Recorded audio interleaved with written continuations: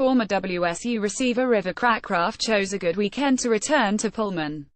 Cracraft was at Martin Stadium for WSU's 3-0 win against Boise State on Saturday night.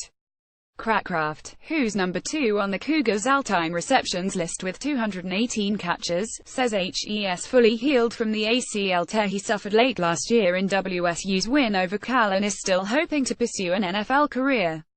"I'm ready," Cracraft said, grinning. "Tell the people." The 198-pound receiver has spent the last few months completing his rehab back home in Rancho Santa Margarita, Calif, and is just now starting to spread the word to NFL teams that helps fully recovered and ready to work out.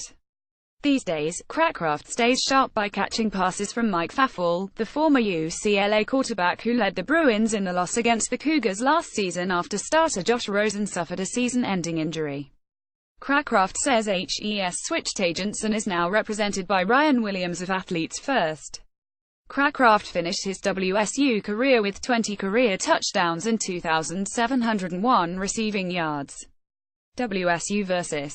Boise State attracts NFL scouts' attention, headlined by quarterback Luke Falk, who is regarded as a first- or second-day NFL draft selection. WSU has a large class of seniors who are hoping to get a shot at the NFL.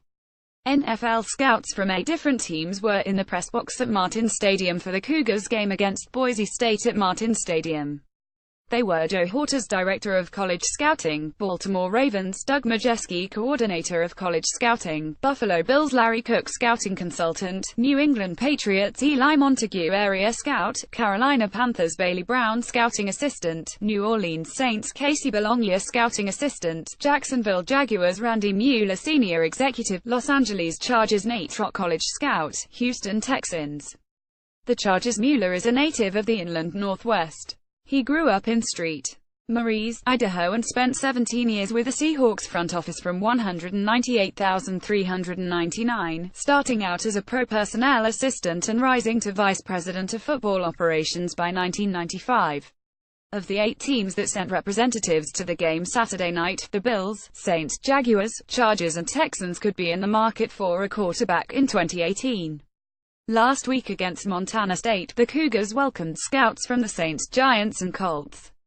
Notes and numbers from the Cougs' 4,744 3-0 win. WSU's win marked its first triple overtime victory in school history. Previously, the Cougs had gone to triple overtime twice, and lost both times, a 2,926 defeat to UW in the 2002 Apple Cup and a 5,347 loss to Arizona in 2000. The loss to the Cougs marked Boise State's first loss against a Pac-12 team in 3 years. The Broncos went into this weekend having won the last 4 games against Pac-12 teams. That includes a win over Arizona in the 2014 Fiesta Bowl, a win over UW in 2015, and wins over Oregon State and WSU in 2016. It was the first time since 1984 that WSU has rallied from a 21-point fourth-quarter deficit. In 1984, the Cougars trailed Stanford 4,241 to begin the fourth quarter, then engineered a 4,942 comeback win.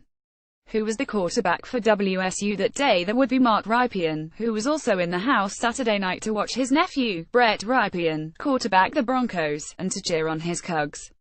Jamal Morrow vaulted onto the Cougars' top 10 career receptions list with 6 receptions for 36 yards and 2 touchdowns. Morrow now has 149 career receptions. Gerard Wicks only had 1 carry on the night, but it made it count, scoring a 1-yard touchdown in the second overtime to keep WSU in the game. Wicks now has 19 career touchdowns, tying for 5th most in WSU history.